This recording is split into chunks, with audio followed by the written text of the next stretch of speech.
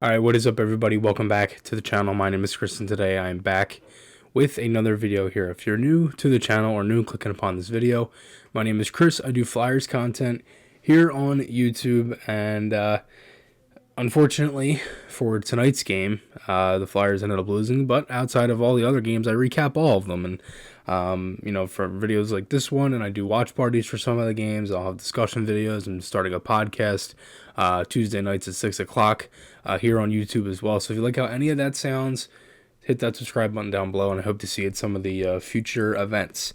So, again, like I mentioned, the Flyers did lose this game to the Vegas Golden Knights 5-3. It was a... Look, the Flyers aren't really going to score. That is the one main thing with this team at the moment. I'm not a huge fan of these lines. You have Lawton with Frost and Tippett, Lemieux with Hayes and Forrester, Van Riemsdyk with Cates and Farabee, Delorier, Legzinski, and Bellows. But, with these lines, it's not going to change much, no matter what you put back together. Sanheimer's the line, and Provorov, York, Sealer, and D'Angelo. Felix Sandstrom was in net in this game. Unfortunately for Felix, he gives up a soft goal on the first one. And it was a tough play. For Sandstrom, it's been one of the main things for him is he just hasn't been able to make that one save, and there's always been that soft goal. He's battled in a lot of his games. He's had some good games in his pro career. The last game against Carolina, he was pretty good in. Carter Hart is sick, so Urson was backing him up. Forrester comes back up. D'Angelo back off the suspension. And Justin Braun was out for this one. And, again, Flyers were down 1-0 after the first, but they didn't play bad. I mean, they had some good shifts, some not-so-good shifts. Vegas had a lot of plays in the zone where they were kind of cycling and getting traffic and just getting pucks through. And, it felt like, the first couple of minutes of this game really were all Flyers. They had to play off the face-off where Frost, on the opening face-off, Frost smacked it ahead. Again, a couple looks at the net early. Provorov had a shot. Hayes played behind the net, setting up a chance. Vegas had a couple plays at the net as well. Sandstrom had a nice save with Barbashev, and the Flyers get the game's first power play. They didn't really do much with it, though. There was a scramble on the face-off. Ristolainen was in front, kind of, crashing the net type thing. They've had Risto in net front for a little bit here. And that was really it, to be honest. For that power play, and that's been the one thing for the Flyers is that the power play has not generated much, and they were 3 for their last 38 after that power play. They've just struggled. I mean, it's been constant struggling from this power play. You're now starting, a long homestand. You have a lot of pretty good teams coming into Philadelphia. For this homestand and for the Flyers, right? You're a struggling team. You have a long stretch of games. In total, this is a 7-game homestand for the Flyers. Vegas tonight, Buffalo Friday, Carolina Saturday, Florida next Tuesday, the Minnesota Wild on Thursday. You have the Red Wings on Saturday. Next Saturday, and then you have Montreal to end it out on the following Tuesday night. So, a lot of moving parts, obviously, with the remainder of the season for the Flyers. Like, there's going to be different things that are going to be happening with the lines, and to start out this trip, it wouldn't surprise me if Torts changes up some things, and, obviously you're going to try to see different combinations, because I think there's a lot you can find in... obviously, it's big for the end of the year for a lot of these guys. And guys like Frost, who I thought had a good game tonight, Tippett, right? I mean, there's different things that you want to see. So Flyers, again, this goal, it was the 41st first goal against for the Flyers in 67 games played. So basically, in 41 of the 67 games, the Flyers, haven't scored first. That's obviously an issue, playing from behind. Then you throw in the power play issues, you throw in the injuries, you throw in all of that stuff. And you throw out a lot of the guys that are kind of just like projects at right now, right? I mean, you have guys like Tippett, right? Guys like Frost. You're still trying to, figure out, if they can play. And yes, they can. I agree. I think for the first period, Frost had a really nice play late, strips it on the wall, finds D'Angelo. Would have been nice if that goes in. Farabee had a nice play where he actually made a move and got a shot off, and that's something that's really been struggling for Farabee, right? It's just getting shots off. He's around the same pace for shots on goal for a season. Close to break it, but his shooting percentage is just so poor because he's still battling with the shot. Again, like, I don't think he's hurt. I think he's not able to put as much mustard behind it. And, for Farabee right now, 66 games played, 9 goals, 18 assists, 27 points, 111 shots on goal. Last year, 119 in 63 games played. So, he's under, he's already, under it is shots on net in three more games played, and he's shooting at 8.1%. I talked about that a couple times too, so it was a nice play to see that. And Vegas, unfortunately, would open the second period with a power play. Frost with a penalty for closing his hand on the puck. 2-0. Deflects off of Provorov and goes in with a shot from the point.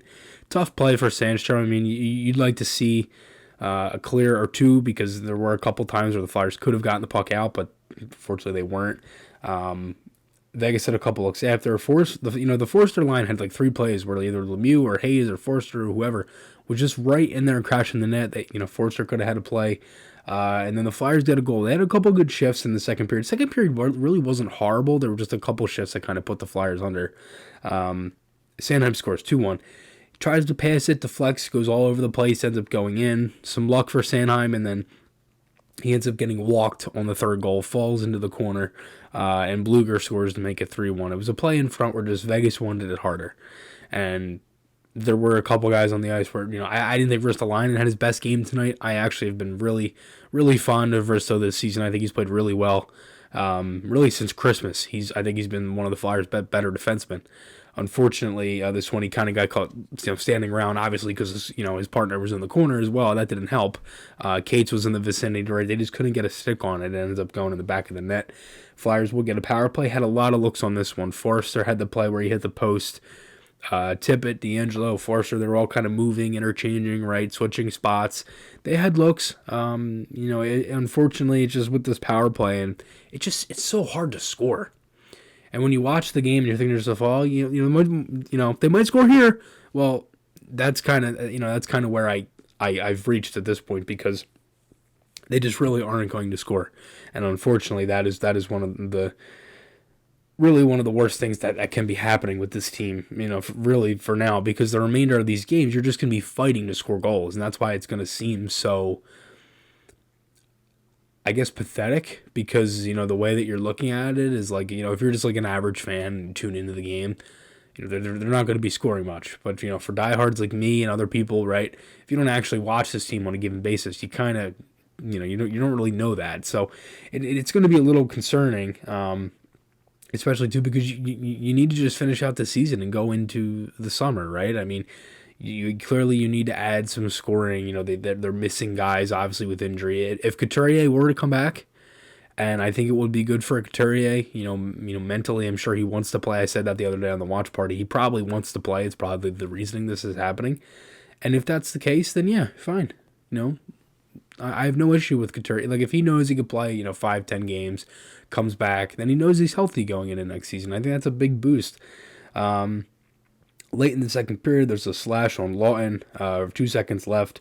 Flyers had a lot of, plays at the net before that, though. I mean, you had shift after shift where they were cycling, getting guys off the bench, kind of rotating in. Like, they had looks at the net. They had chances to get this at, to a 1-goal game. And, the reason I say looks at the net so much is because there's a lot of times where the Flyers have minimal shots on goal in a game. Had 19 in Carolina. You had 19 once at home. I believe it was against Seattle. Seattle, yeah. I mean, there's just little different ones where you're not getting many shots on net, right? Your power play isn't helping you. Again, it's just so hard to score. But the Flyers actually do get a couple goals in this game. Before that, though, Vegas would score to make it 4-1 on a power play goal. Tough play. Too many men penalty. It's the second too many men penalty in as many games. It's you don't want to see that. Marchessault scores backdoor. Beautiful pass by Jack Eichel. And slam dunk for Marchessault. Not much that Sandstrom can do. And again, it's just that one goal for Felix that unfortunately hurts him, because the first one could have been savable. 4-2. Sealer scores. Oh my God, Nick Sealer, what a goal. I mean, out of that and the Morgan Frost between the legs against Anaheim, those are the two best goals of the year. Beautiful. Beautiful goal. Travis Konecny had a gorgeous one in Calgary as well. I'm trying to think of some other ones off the top of my head, and I really can't right now. But, man, what a goal by Sealer. Inside, outside, chips it over quick.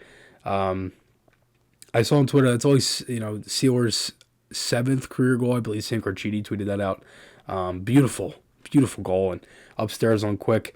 Frost scores 4-3. Beautiful play. Really nice pass by Lemieux. Good play by Van Riemsdyk just to start the rush. And the Flyers have a chance in this game to come back, maybe tie it. They had chances to tie this game. Tippett ends up hitting the post. The Forrester one on the post.